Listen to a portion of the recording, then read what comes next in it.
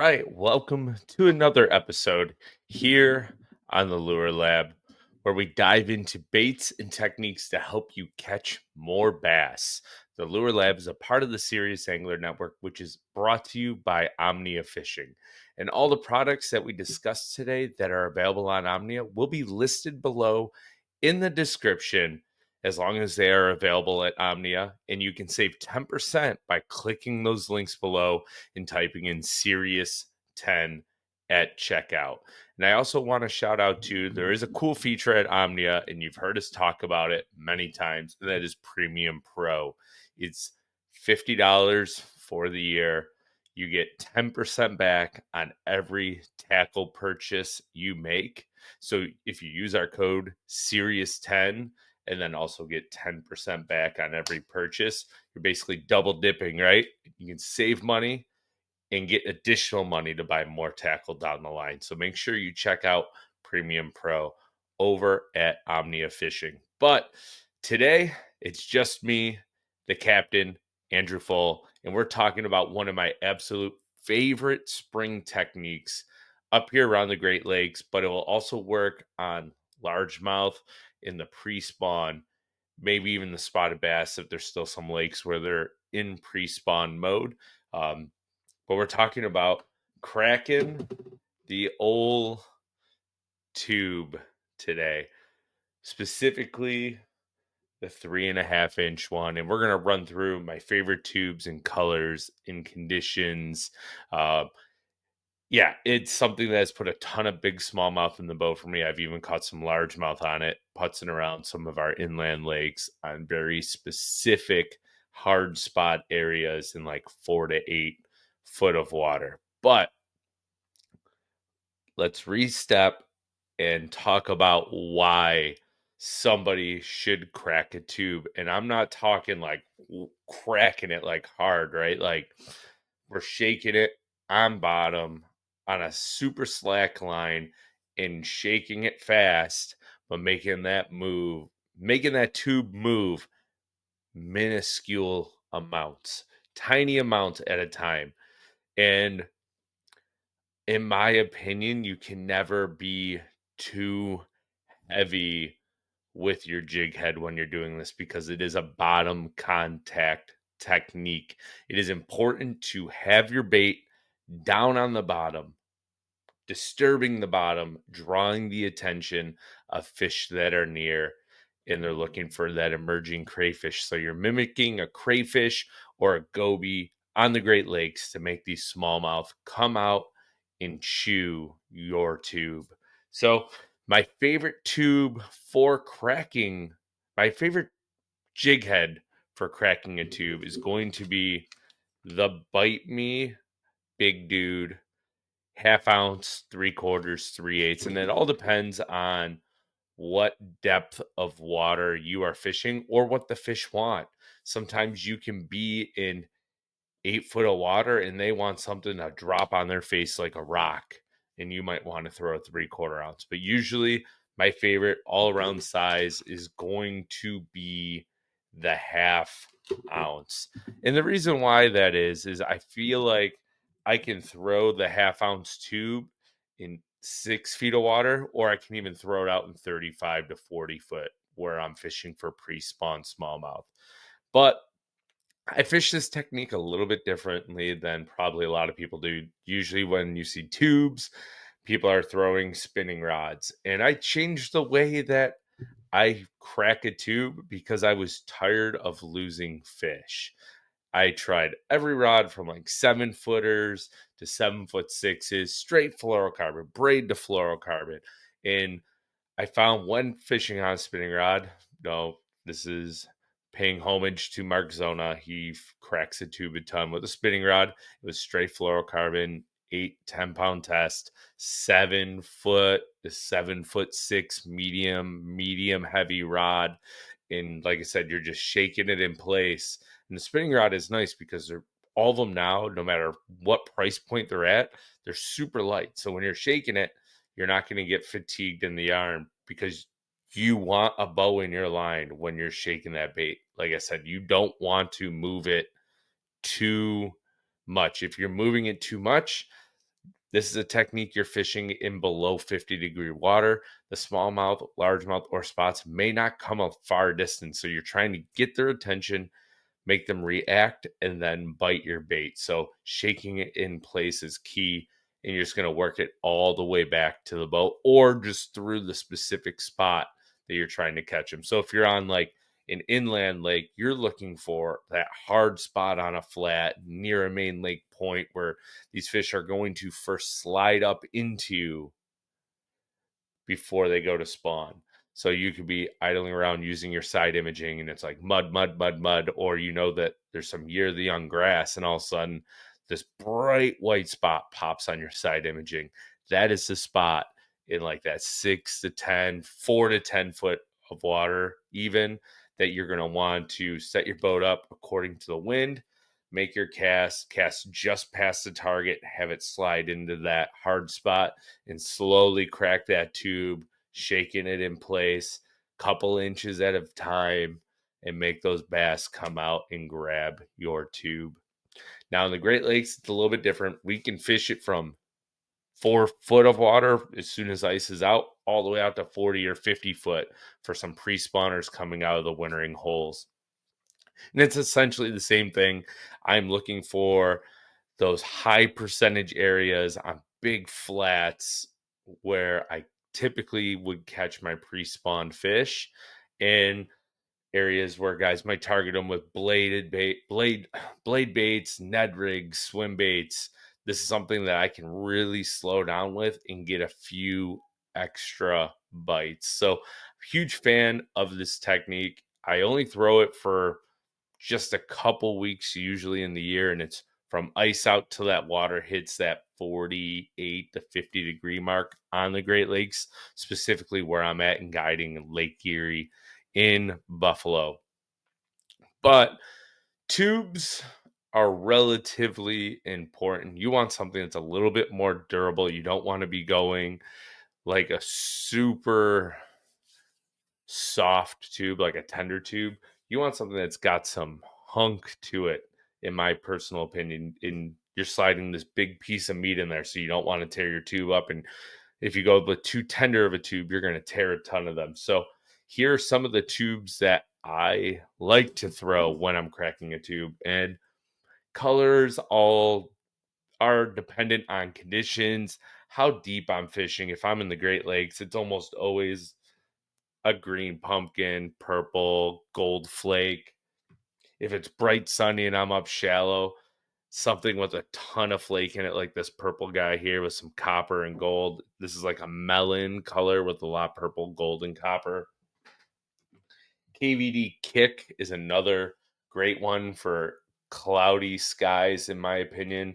It's a melon color with gold. And then X Zone in a goby pattern. You can never go wrong with this pattern when you're fishing bodies of water that have goby in it. In my opinion, 3.5 inches is the only tube really to crack. You can go down to a super finesse tube like a 2 3/4, but you want to make sure it's durable. X Zone probably makes the most durable one when you get down to that size for cracking a tube. But my favorite brands are X Zone. I like the Striking Coffee tube. Poor Boys makes a really good tube for this. Or if you can get your hands on it, the old ISG tubes. They're like double dipped, I believe is the terminology for them. Those ones are great. All the colors are going to be relatively similar when it comes to picking out the tubes. Green pumpkin in every tube usually is green pumpkin, but green pumpkins, purple gold, the melon colors when it's sunny or cloudy, depending on how much flake is in it. And then just your standard typical goby. Like I'll show you my tube box here. These are the tubes I have in my boat, and you can see which ones I use the most. It is the green pumpkin Poor Boys tube with just purple and gold flake. That one is a Great Lakes staple, smallmouth staple all over the country. You're going to put a lot of fish in the boat. If you had one tube, that would be the one that I would recommend that you pick up to use. Now, I talked about the spinning rod setups that a lot of people are going to use when they are tube fishing, and I feel like it is paramount to run fluorocarbon. So, what I did to try to eliminate losing fish, I went to a bait caster setup. And the bait casting setup I'm going to use is like your finesse football jig rod. So anywhere from 7 foot to 7 foot six, medium, medium heavy, you can get away with it. But you don't need to go to a heavy action rod. You don't want to have too soft of a rod. But I'm going with a bait casting setup. Reel is going to be a 7.2, 7.3 range. You want to have winching power because you just need to keep grinding these fish. These big heads, when a smallmouth or a largemouth, specifically a smallmouth, with a tube, they love to thrash and shake. A tube is slung out, it flies out of a fish's mouth extremely easily. That's why I like a bait caster, because I can just keep winching on them and grinding them to the boat. I don't really have to give up, and I can get away with fishing heavier fluorocarbons. So your favorite 10 or 12 pound tests, I've even gone up to 15 pound tests when I get in the junk, like big boulder piles, so I can eliminate losing fish. My favorite rod is Alpha Angler Clutch. It's a 7'5" medium. It's like a medium heavy. It's got a nice parabolic bend to it, so it's very forgiving. And one of my favorite things about cracking a tube that I feel like I need to talk about is the way they bite it. The way they bite it is different because most of the times the bite comes as you're cracking the tube. And what I mean by that is you're going to have the rod tip high at 1 o'clock or 11 o'clock, depending on which hand you reel. And as you're cracking that tube, you're shaking it, you're shaking it, you're shaking it, you're shaking it, and you're shaking it in place. And I keep repeating that, right? Shake it in place. That is absolutely paramount when it comes to cracking a tube, because as you're shaking it and you go to reel down to it, and when you come back up to shake it, during that half second of slack you give that tube and it flattens out, that's when the bass is going to grab it. So you come up shaking it again, and all of a sudden it just feels a little bit different. It's getting a little tighter. And what you're going to do at that point is you're going to feel that fish, you're going to reel down to it, and you're just going to reel down and you're going to sweep set it and keep reeling through them. You don't want to jack them because you're going to rip it right out of their face because the water's so cold. But you can, with this Bite Me Big Dude tube, it's got such a sharp hook on it. It just takes a minimal amount of pressure. So you're going to reel down and you're just going to sweep while reeling and coming up to keep pressure. And you're just going to grind them right into the boat. It's a really cool bite because you can literally feel them. All of a sudden, you're like, you can feel your tube shaking in that hard stuff. And then all of a sudden, it's like, ooh, that's mush, mush, mush, mush, mush. And then sweep and give it to them and just keep coming with that fish. And you're going to eliminate how many fish you lose while cracking the tube.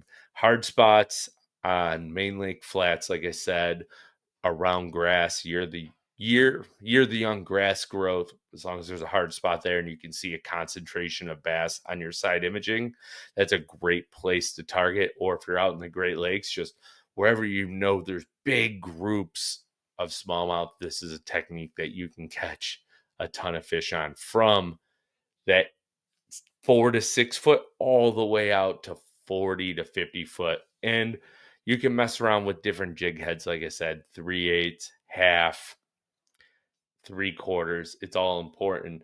And the reason why I feel like I should touch on this again, the reason why I like the Big Dude Bite Me jig heads is the head shape.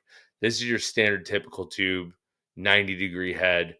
It would be okay if it was a 60-degree head, and the line tie is important, but I don't like the cylinder shaped heads with a 90-degree or 60-degree, because I feel like the tube falls too flat. You have too much weight coming back onto the shank of the hook, as to where with the Bite Me Big Dudes, all the weight is in the head. And that's important because this tube is going to fall like a rock. It's going to go straight down. And when you're shaking it, that tube is just going to crack, and it's going to keep the tail of the tube up so that bait is just working across the bottom like so. It gives a bigger presentation to the bass to key on. They can see it better instead of it laying down on the bottom when the water's cold. It hasn't, like, ice just came off up here in the north. The water's super cold. There's a lot of sediment. Nothing's really moved around yet. So I feel like if that tube is laying flat, you're just not going to get as many bites as if it's got a slight 30 to 40 degree angle on it coming up off the bottom. And with all the weight forward in that tube head, you're going to have much more feel in contact with the bottom than as if the weight is spread out down the shank of the hook. So if this is a technique that you're interested in using and trying out, make sure you check out the Bite Me Big Dudes. They also make a junior size for the smaller ones. It's a little bit thinner profile hook, so you will want to use a spinning rod with that. But that's the other reason why I like this. It uses a Gamakatsu hook. Very hard hook to flex out, very minimal flex to it. So that helps as well as I'm grinding in those big bass. So I want to say thank you for tuning in to this episode here on the Lure Lab. I know it's a short and quick one. Wanted to get this one up for you guys. It's basically Great Lakes season for those who listen around the Great Lakes and those who listen everywhere else. I challenge you to go out and try this technique and let me know down in the comments if you've ever cracked a tube and if you use a spinning rod or bait caster. And we always appreciate everyone who tunes in the Lure Lab that's presented by Omnia. Um, Hit that subscribe button if you're new here on YouTube. Leave a comment down below. Smash the thumbs up. We greatly appreciate it. If you're listening on your favorite podcast platform, please leave a review. We greatly appreciate that as well. And we will see everyone next time.